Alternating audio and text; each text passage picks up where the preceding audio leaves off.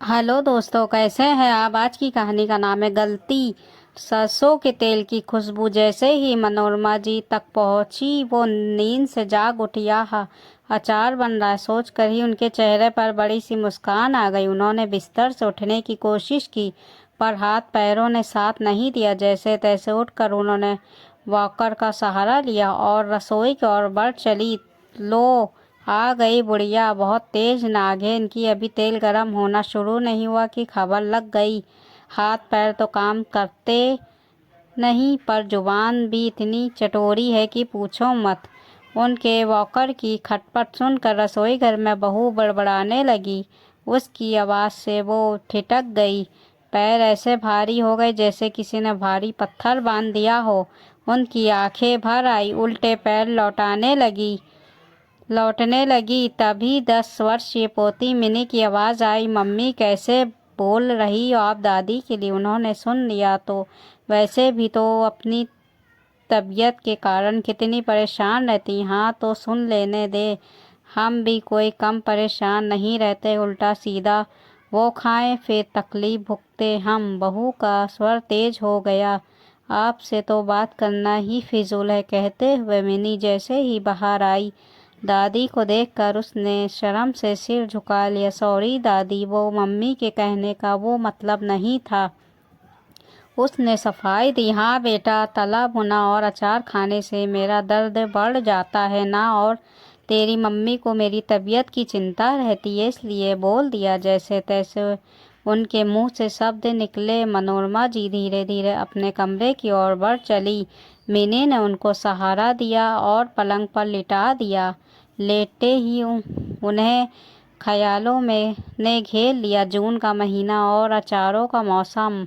मनोरमा जी पाक कला में बहुत निपुण थीं। सभी रिश्तेदारों और मोहल्लों में उनके बनाए खाने के चर्चे हुआ करते थे और सभी को इंतज़ार रहता था जून के महीने का, जब मनोरमा जी तरह तरह के अचार बनाया करती थीं। बाजार से खुद एक एक केरी छाट कर लाना, उसे धोकर पोंछना, फिर उसके एक समान टुकड़े करना, इन सब कामों के लिए वो बच्चों की छुट्टियों का भी भरपूर उपयोग करती। उनकी तीनों नंदें भी मानो साल भर से इसी समय का बेसब्री से इंतज़ार करती थी कि भाभी, हम कितनी भी कोशिश कर लें, आपके हाथ के अचार जैसा स्वाद नहीं आता। नंदे कहती, हाँ भाभी, मुझे तो आपके हाथ का ही लहसुन और केरी का अचार पसंद है। आप मम्मी को भी सिखा दो ना। जब नन्हा रवि बोलता तो जैसे उनकी सारी थकान उतर जाती। सारे मसाले खुद ही धोकर सुखाकर कूट कर तैयार करती थी। हर मौसम में अलग अलग तरह के अचार बनाया करती। केरी और लहसुन के अलावा करौंदे, आंवले, कटहल, गोभी, गाजर, मटर, सेम, बस नाम लो और अचार तैयार।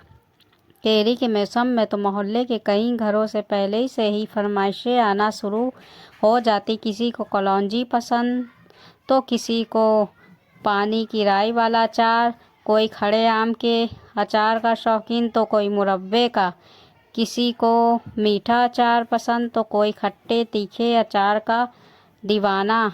कहने को तो वही कैरी और लगभग वही मसाले हुआ करते थे, पर बनाने के तरीके अलग। जून के महीने बाद उनके घर मानो उत्सव का माहौल रहता था। मोहल्ले की सभी महिलाएं उनकी मदद के लिए आ जाती थीं। गप्पे भी चलती और सबका साझा अचार भी बन जाता।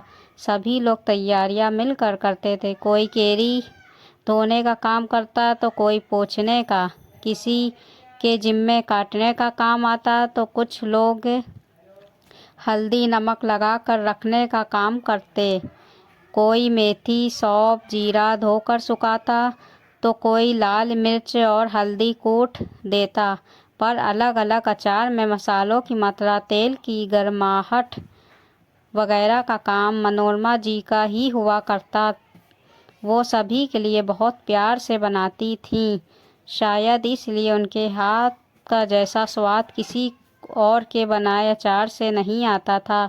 जब से मनोरमा जी को गठिए की शिकायत हुई, उनका अचार बनाना हो ही नहीं पाता।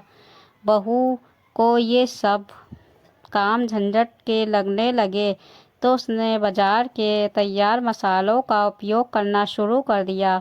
वैसे भी आजकल की भाग दौड़ में ज़िंदगी में ना किसी के पास अब उतना समय है, ना ही धैर्य, और ना ही दूसरों के लिए कुछ करने की इच्छा। उन्हें अचार बनाने के साथ साथ खाने का भी बहुत शौक था। वगैरह 12 महीने थाली में अचार तो होना ही चाहिए, पर जब से गाठिया हुआ अचार खाने को तरस गईं। वो अचार की तेज खुशबू से मनोरमा की वर्तमान में लौट आई। देखा तो उनकी पोती मीनी खाने की थाली ले आई थी, जिसमें ताज़ा खाना बना हुआ अचार भी था। उनके मुंह में पानी आ गया। लो दादी, खाना खा लो। और मम्मी ने पूछा है कि अचार कैसा बना, ज़रूर बताना, कहते हुए उसने पराठे का कोर और तोड़कर अचार लगाकर उनकी ओर बढ़ाया। पर बेटा, ये मेरा गठिया कोई बात नहीं मम्मी जी, इतना सा खा लेने से कुछ नहीं होगा। अगर ज़्यादा दर्द भी हुआ तो मैं मालिश कर दूंगी। आप तो चख कर बताइए कैसा बना है। बहू ने नज़रें झुकाए कहा। शायद उसे अपनी गलती का एहसास हो चुका था। दोस्तों, इस वीडियो को लेकर आपकी क्या राय है? अगर वीडियो अच्छी लगी तो हिंदी कहानियों को लाइक, सब्सक्राइब, शेयर ज़रूर कर दीजिएगा। मिलते हैं अगली नई हिंदी कहानियों के साथ। तब तक के अपना ख्याल रखिएगा, दुआओं में याद रखिएगा। अल्लाह हाफिज़।